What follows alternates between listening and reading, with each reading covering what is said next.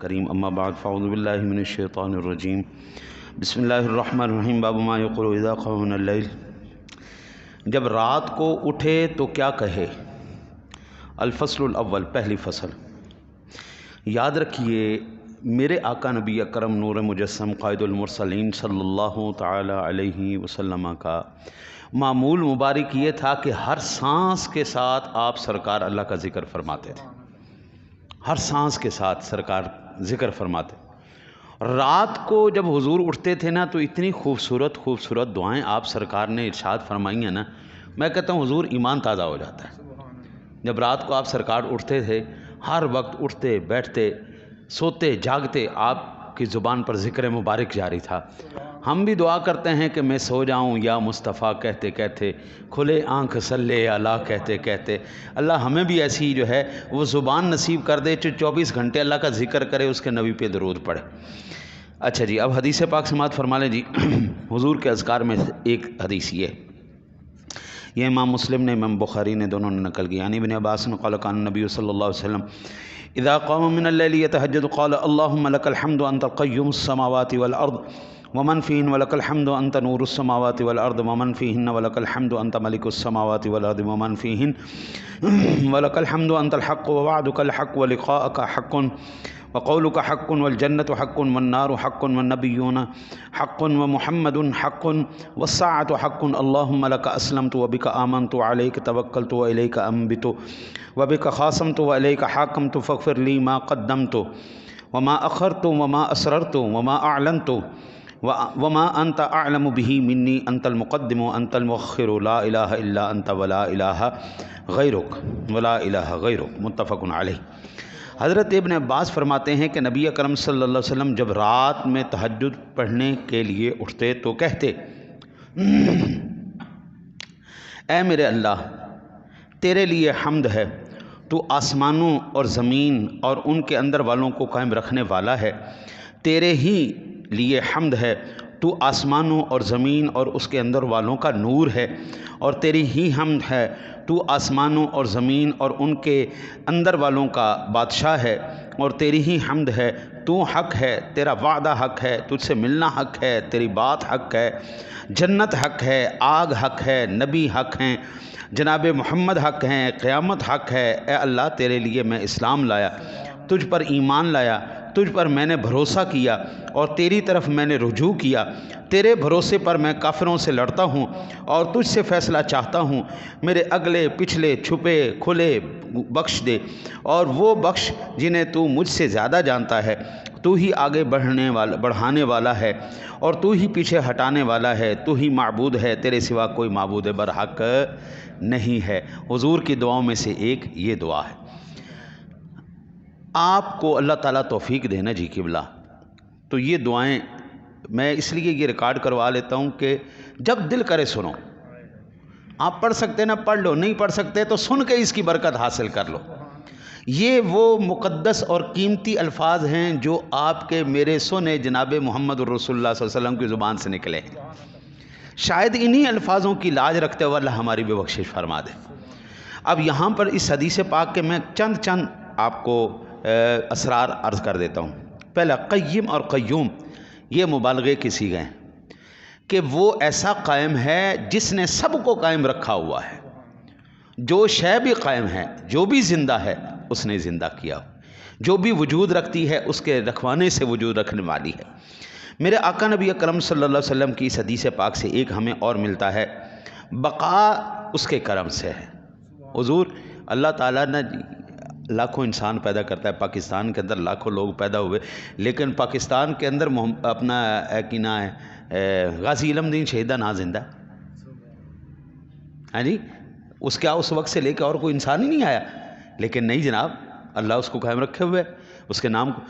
کیا پاکستان کے اندر اولیاء اللہ نہیں آئے؟ حضور فیض عالم کا نام زندہ ہے، میاں میر رحمۃ اللہ علیہ کا نام زندہ ہے، خواجہ صاحب کا نام زندہ ہے۔ ان ہستیوں کے درمیان کوئی اور مسلمان نہیں آیا ہے جناب، بڑے آئے، لیکن یہ وہ لوگ ہیں جنہوں نے اللہ کے ساتھ یاری رکھی۔ فذکرونی اذکرکم، تو میرا ذکر کر میں تیرا چرچا کروں گا، تو مجھے یاد کر میں تیرا چرچا کروں گا۔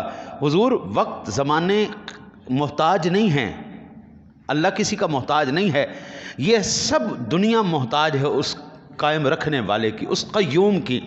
یا حی یا قیوم، زندگی وہ ایسا زندہ ہے کہ اس کی وجہ سے زندگی قائم ہے، وہ زندہ رکھے ہوئے ہے، وہ قیوم ایسا قائم رکھنے، وہ ایسا قائم ہے کہ اس کی وجہ سے سارا کچھ قائم ہے، اس نے رکھا ہوا تو قائم ہے۔ بابا لاکھوں میں سے کئیوں کے نام زندہ کر دیتا ہے۔ اب بابا آدم سے لے کے کہ آج تک دنیا نہیں ہو رہی، نوح علیہ السلام کا زندہ ہے، آدم علیہ السلام کا زندہ ہے، یعقوب علیہ السلام، یوسف علیہ السلام، ادریس علیہ السلام، موسیٰ علیہ السلام، عیسیٰ علیہ السلام، الیسع علیہ السلام، الیاس علیہ السلام، حضرت خضر علیہ السلام، موسیٰ علیہ السلام، یہ تمام ہستیاں وہ ہیں، چند چیدہ وہ ہستیاں ہیں جنہوں نے اللہ کے ساتھ یاری لگائی۔ اللہ نے کہا اچھا فاذکرونی، تم نے میرا ذکر کر لیا ہے، اذکرکم، اب میں تمہارے چرچے کروں گا۔ اللہ زمانوں کا جو ہے نا وہ قید نہیں ہے، زمانے اس کے محتاج ہیں، وہ کسی کا جب تک چاہے گا زندہ رکھے گا۔ صدیاں گزر گئیں، بلال حبشی کا نام زندہ ہے، عمر فاروق اعظم کا نام زندہ ہے، یہ وہ لوگ ہیں جنہیں جناب رسالت مآب صلی اللہ علیہ وسلم کے ساتھ وفا کی، اللہ رسول کے ساتھ وفا کی، آج تک ان کے نام زندہ جی۔ یہ تو تاریخ کے اندر جو محبت کا جتنا اظہار کرتا جائے گا جناب، اس کے نام زندہ ہوتے جائیں گے۔ اعلیٰ حضرت عظیم البرکت کا نام آج تک زندہ ہے، کیونکہ حضور کی بارگاہ میں ایسے اس بندے نے نذرانے پیش کیے نا جی، کمال کر دی اس بندے نے۔ میں ایک دو کلام آپ کے عرض کرتا ہوں۔ وہ فرماتے ہیں چمک تجھ سے پاتے ہیں سب پانے والے، میرا دل بھی چمکا دے چمکانے والے۔ ہاں جی، تو زندہ ہے واللہ، تو زندہ ہے واللہ، میرے چشم عالم سے چھپ جانے والے۔ ہاں جی، اور اعلیٰ حضرت کہتے ہیں، آپ فرماتے ہیں کہ ان کی مہک نے دل کے غنچے کھلا دیے ہیں، جس راہ چل دیے ہیں کوچے بسا دیے ہیں۔ پھر فرماتے ہیں واہ کیا جود و کرم ہے شہبت ہا تیرا، نہیں سنتا ہی نہیں، ہاں انکار نہیں سنتا ہی نہیں، مانگنے والا تیرا۔ ہاں جی حضرت جی، اور پھر اعلیٰ حضرت نے کہا کہ حسن یوسف پہ کٹی مصر میں انگشت زنا، انگشت کہتے ہیں انگلیوں کو، انگشت زنا عورتوں کی انگلیاں کٹی، سر کٹاتے ہیں تیرے نام پہ مردان عرب۔ ہاں جی، ایسے جب نذرانے حضور کے ساتھ عشق و محبت کے آپ والہانہ انداز میں اظہار کریں گے تو حضور کیسے ممکن ہے کہ آپ کے نام ختم ہو جائے، آپ کا وجود ختم ہو جائے؟ نہ، جن لوگوں نے اللہ اور اس کے رسول کے ساتھ وفا کی ہے، اس نور دینے والے نے اس بندے کو قائم رکھا ہے۔ پھر فرمایا انہی ظاہری نور دینے والا ہے اللہ وحدہ لا شریک، چاند کو، سورج کو، تاروں کو، تمام کو نور دینے والا ہے، اور انبیاء، اولیاء، علماء کے ذریعے باطنی نور دینے والا ہے۔ سورج اور چاند کے ذریعے ظاہری نور دیتا ہے اللہ، علماء، انبیاء، اولیاء کے ذریعے باطنی علوم ہمیں دیتا ہے، باطنی نور دیتا ہے۔ جب تک حضرت جی وہ نور یہ نور دونوں مل کے کام نہ کریں، حضرت جی کام نہیں چلنے والا۔ باہر کا نور، اندر کا نور، دونوں ہونا ضروری ہے۔ باہر کا نور اللہ عطا فرماتا ہے، باطن کا نور مصطفیٰ کریم عطا فرماتے ہیں۔ ہمارا دونوں سے رابطہ ہونا ضروری ہے، دونوں تاروں کا جوڑا ہونا ضروری ہے، پھر ہی جناب بلب روشن ہوگا، ورنہ بھول جائیں آپ کے اندر روشنی نہیں ہو سکتی۔ پھر اس حدیث پاک کے اندر جو بتایا گیا کہ 100 بادشاہ گزر گئے جناب، نمرود بھی آ گیا، فرعون بھی آ گیا، شداد بھی آ گیا، امان بھی آ گیا، ہٹلر بھی آ گیا، اسٹالن بھی آ گیا، سارے بڑی بلائیں بادشاہ آ گئے، لیکن ہن کتنے گئے؟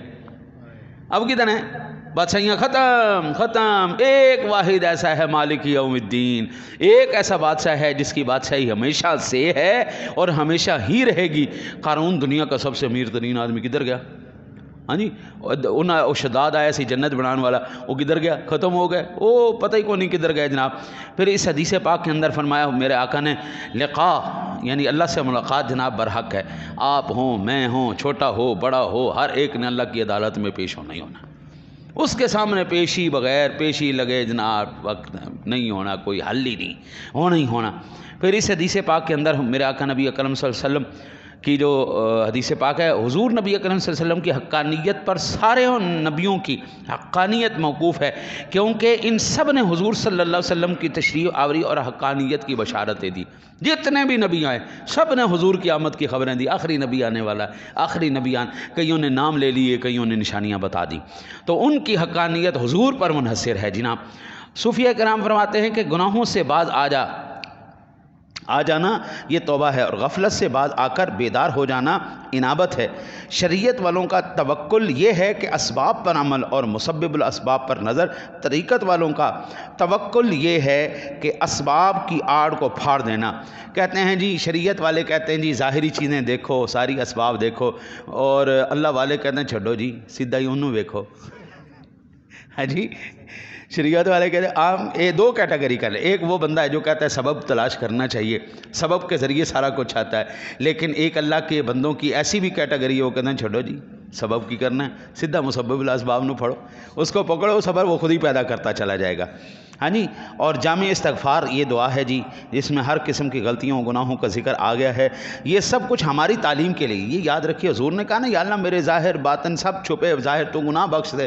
وہ کریم آقا جی تو معصوم ہیں، حضور تو معصوم ہیں، گناہ کا تو تصور ہی نہیں ہے ادھر، تو پھر حضور نے یہ کیوں کہا؟ اس لیے کہا کہ میرے جیسے گناہ گار بندے کے لیے تو ایسے کہہ کر یا اللہ میرے ظاہر گناہ بھی معاف کر، میرے باطن بھی گناہ کر معاف کر دے، یا اللہ میرے پوشیدہ بھی گناہ معاف کر دے، یا اللہ جن گناہوں کو میں نہیں بھی جانتا یا اللہ وہ بھی معاف کر دے۔